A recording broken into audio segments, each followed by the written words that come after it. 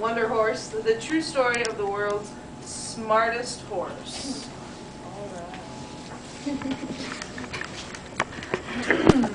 Bill Key was born a slave on a plantation in 1833. Even as a little boy, he had a special way with animals. He could soothe and he could cure just about any creature. After Bill grew up and slaves were freed, he became a veterinarian. He was called Doc Key. Most of his patients were horses. In those days, horses did the hauling, the pulling, and the carrying, and they were often abused. Few people realize that animals have feelings. Bill believed in treating every animal with kindness. "Put down your whip," he would say to the farmer trying to get his tired horse to move. Bill stroked the spot on the animal's neck where its mother had once nuzzled. All creatures like kindness, Bill advised. His methods worked, his reputation spread. Doc created a medicine called Keystone Liniment.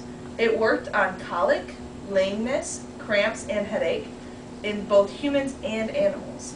His liniment made him rich. Doc bought a hotel and a restaurant.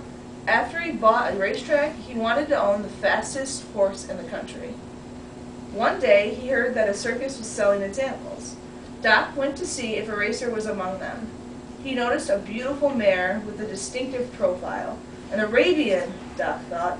Arabians were known for speed and intelligence, but she looked frightened. There were marks on her flanks where she'd been whipped. Doc bought her for $40. Doc loved his new horse, Loretta. She was the smartest horse he'd ever known. He found a champion stallion to father her foal. Then he waited for his future champion to be born. But the new foal had twisted legs and a mottled, homey coat. Doc thought that the foal was too weak to survive, so he called him Plain, or Jim Key. Worse, the birth used up Loretta's strength. Doc tried desperately to save her, but Loretta died. Doc's heart closed shut with grief. No one could console him, not even his dogs, who waited for Doc to throw a stick for them to fetch. Meanwhile, little Jim Key tried desperately to stand on his own crooked legs. His bright black eyes begged Doc not to lose hope in him. One day, Doc felt a nudge on his shoulder. It was Jim Key with a stick in his mouth. "You want to play fetch?" Doc smiled for the first time in weeks. He threw the stick, and Jim stumbled after it. The fowl had never taken more than 2 steps.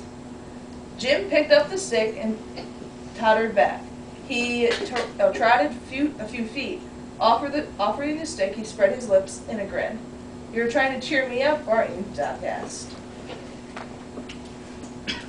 After Doc and the dogs went inside his house, he heard loud knocking on the front of the door. It was Jim. "Okay, Jim, you win," Doc said. He made Jim a bed on the floor on the spare room. The colt slept there every night until he was too big for the doorways and too heavy for the floorboards.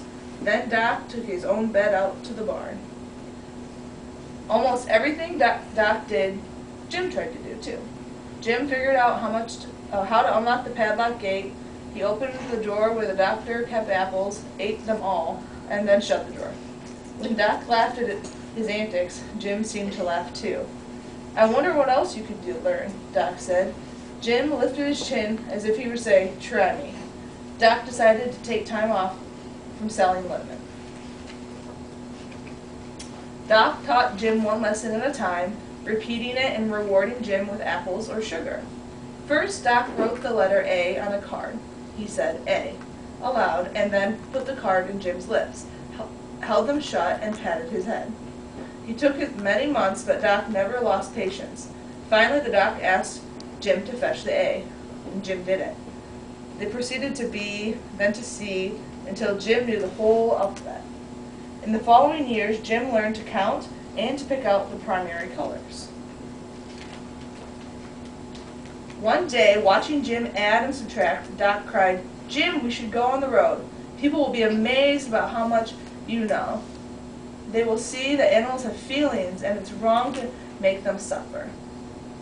Wonder if Jim can do that in front of strangers, one of Doc's farmhands said. Might it be sensing what you want him to do, not learning at all? Doc knew that Jim had truly been educated. He arranged a show to prove it. At first, audience couldn't believe their eyes, but soon they were gasping and cheering. Jim Key loved being the star of the show.